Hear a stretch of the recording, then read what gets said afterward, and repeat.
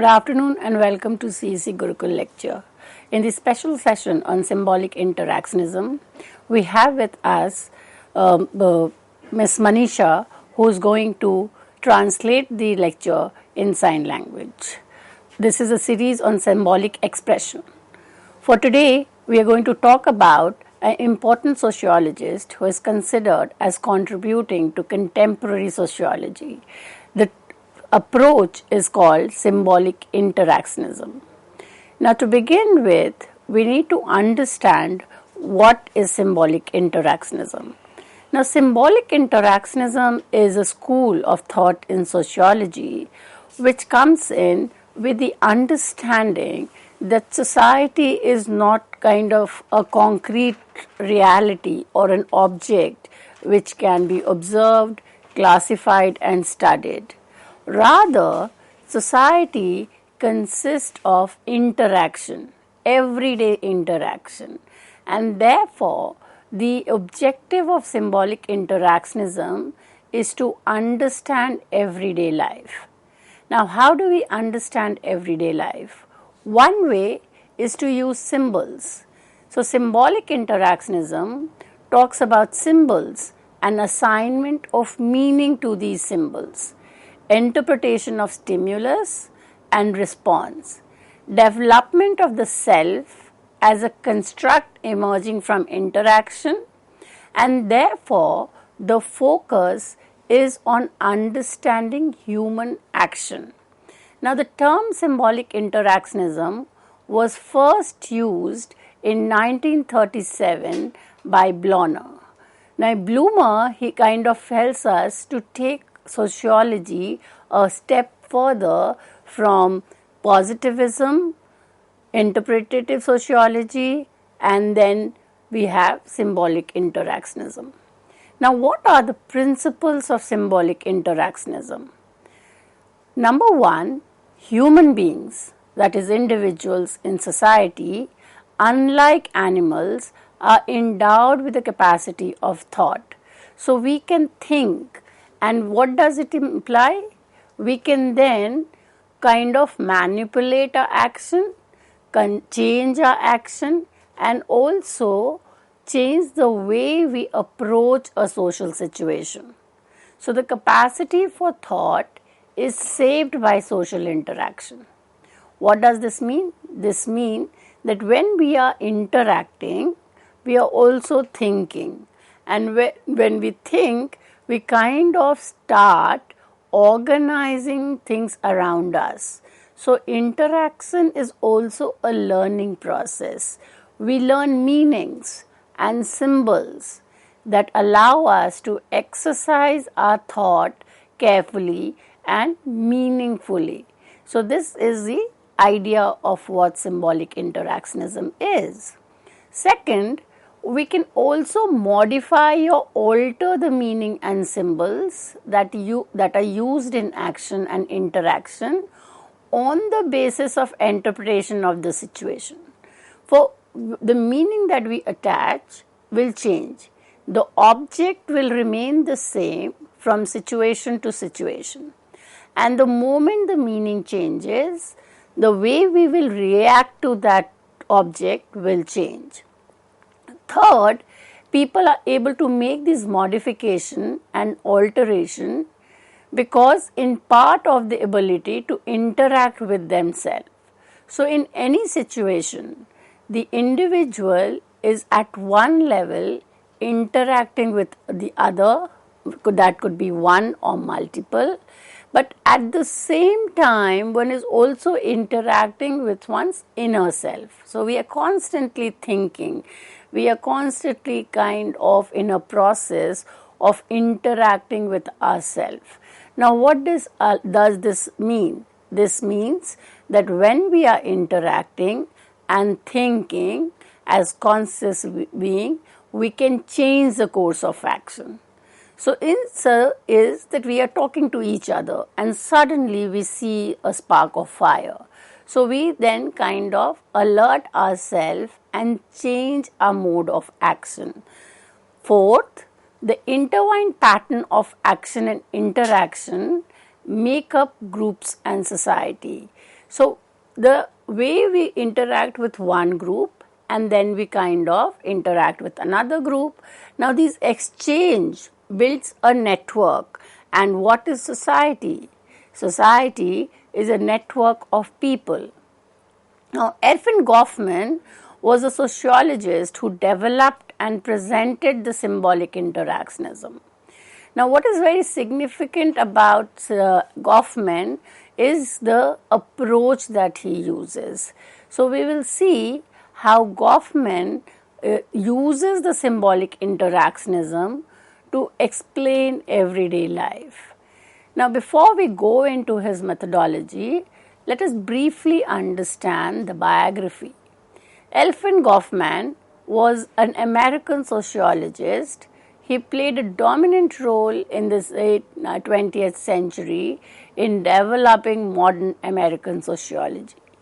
He is known and celebrated as a major figure in the development of symbolic interactionism and for developing dramaturgical perspective. When now we look into his perspective, we kind of see that he was studying a micro level understanding or a behavior. So in sociology or in any social sciences, there are two kinds of study. One is macro, which is at a large scale. For instance, the study of political system or the study of the world economy. And the second is micro level study. The micro level study is at a smaller level. So you study the family in India or you study the caste system in India. Or the focus is on a specific institution. So in the case of Goffman, he studies at a micro level the social interaction that composes everyday life. One of his most renowned work is The Presentation of Self in Everyday Life. Now this work is a classical text and it describes social interaction. He was primarily interested in understanding interaction order, which he kind of defines as the social situation or environment in which two or more individuals are physically in one's another's presence. What does this mean? That when we are in an interaction, a social interaction, we observe the other person and also kind of start making change in our behavior according to our reflection of that person. So that is kind of a capacity that human being as members of society can do. And as sociologists, we need to understand social interaction at different level. One at the level of interacting with one and more, and also in terms of modification, alteration of behavior. So this will also tell us our biases, our opinions, our ideology about the situation and of the larger society. So when we are in interaction, these are situations where we spend much or most of our life. So social life implies social interaction. All the while we are interacting. Much of the interaction are face to face, whether we are in an office or in a marketplace or in any kind of social gathering, there is a face to face interaction. So no social interaction is completely spontaneous.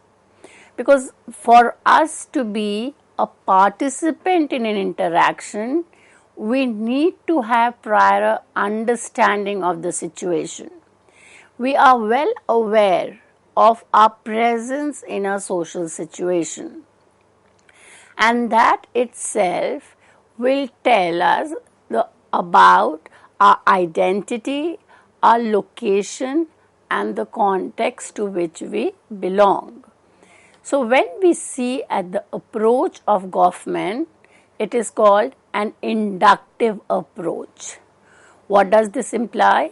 It implies that the approach is focusing on identifying the ways in which individuals in a variety of social contexts accomplish interaction rather than attempting to fit human action into a specific model.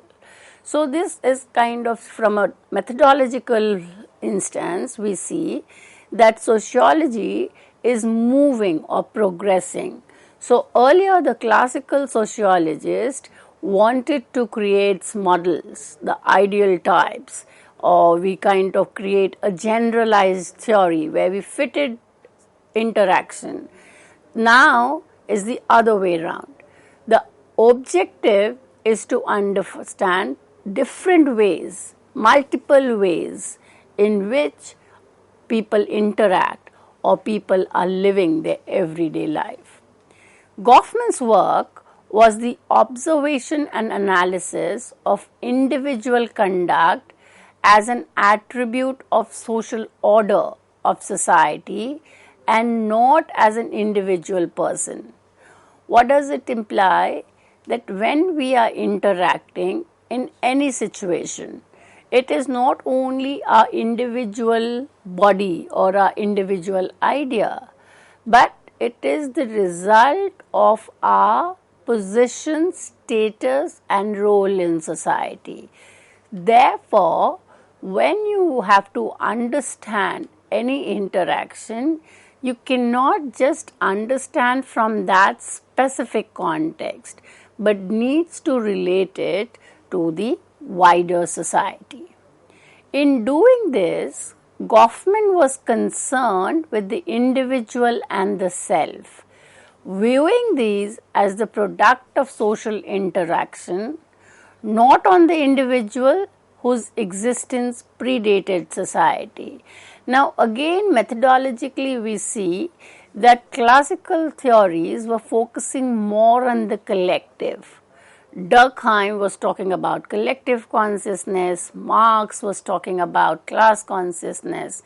Now, the shift is on agency, the individual, and how the self is constructed in the process of social interaction. When we come to his methodology, his approach is known as dramaturgy. Now, this is kind of a metaphor that life is a drama, and so just as we can understand a play being played out in a theater, life can be understood as a drama. So, dramaturgy principle, according to Goffman, is a social psychological viewpoint that studies the behavior of human beings and social interaction through its correspondence with theater. So, life has been compared as a theater, and as we there are actors and director and the scene. Similarly, in society, everyday life can be seen like this. Someone is playing the role of the hero, someone is a villain, there is a director, there is a scene. So, that is why his approach is called dramaturgy. Goffman viewed social life as a drama and social interaction as a performance by social actor and each playing a role. Now, as individuals in society, we know that each one of us have been assigned role, not one but many multiple roles. Sometimes there is a role conflict where one role clashes with the other. For instance, an individual could be a judge in a court and could have to give a judgment against his own son or daughter, who would be kind of the person against whom case has been filed. So, there is a conflict between the role of a judge versus role of a father. Dramaturgy implies that roles taken on by individual, and this could be different aspects of the role, how the individual interprets and performs these roles, and how the individual distances himself or herself from the role. So, going back to the previous example, the individual could separate himself as a judge, his professional role, from the role of the father, and give a judgment which is unbiased. So, it depends on the individual how he or she interprets the situation. There are a set of stages that can be used to explain human interaction, and it is the linkages among actors and countless minor syntheses that constitutes the interaction order. So, there is a kind of a continuum where the interaction is taking place. Sometime we as actors are prepared in advance about our role. We know what we have to act out. Sometimes it is sudden, we are unaware, and therefore it could be a combination of different interaction that constitutes the interaction order. And individual impression management. Now, when we are in an interaction, each one of us is in a state of mind where we need to create a certain impression on the others, and that is how we can manage our impression. The self is presented to the other, emerges from the situation. The way the individual acts in the situation, the perception and response of others, and the manner in which social interaction proceeds. So, all this counts in terms of managing our impression. Now, we know that for Goffman, life is a drama. So, he has brought symbolic interactionism closer to home by studying the way roles are constructed in everyday life. So, using the familiar concept of drama or dramaturgy, he analyzes social life using an analogy to the theatre with human social behavior seen as more or less scripted according to the roles taken by actors. So, though we are a thinking human being, we can think and manage our thought, yet many a time the script is given to us and we act according to the script. Life as a drama and the roles played to make it meaningful are equated with theatrical condition in which actors appear in front stage according to the roles they are supposed to play as a part of a team. After enacting the role, the real self is presented at the backstage in a different way. So, in many movies, and we see that the actor is trying to portray a different kind of a person. So, in alternate movie, different personalities are visual, and then behind the scene we have another individual. So, when we see everyday life, according to Goffman, individuals are also having to act out according to the demand of the situation. So, you can have multiple identities or multiple personalities in everyday interaction.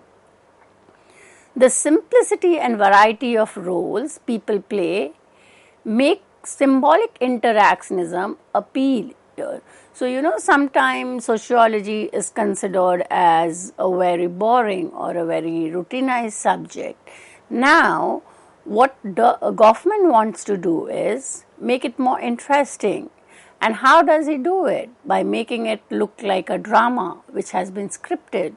Many a time, we ourselves as actors are scripting the roles, and roles come in form and acquired in different manner.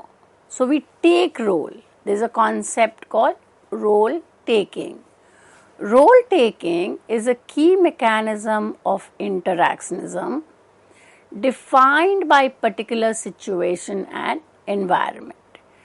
Now, next concept which is been occurring in the lecture is interaction order.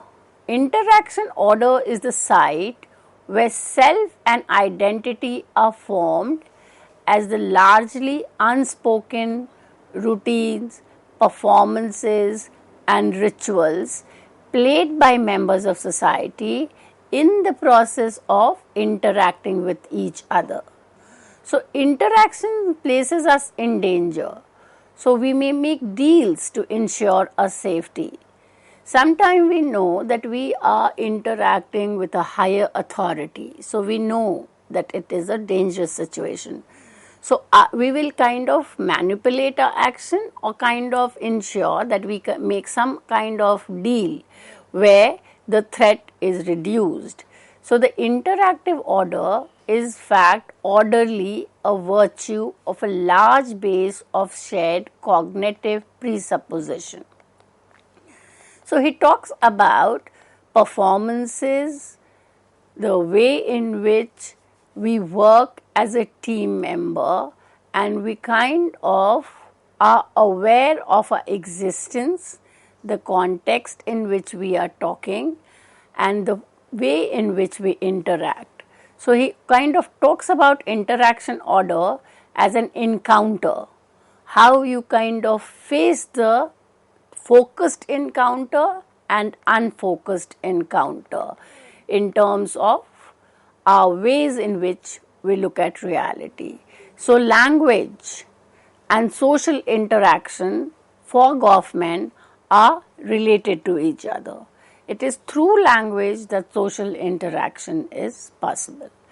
So, this is kind of an understanding of Goffman's dramatical approach to social interactionism, where he makes an effort to make everyday interactional meaningful to the individual and to the sociologist as well.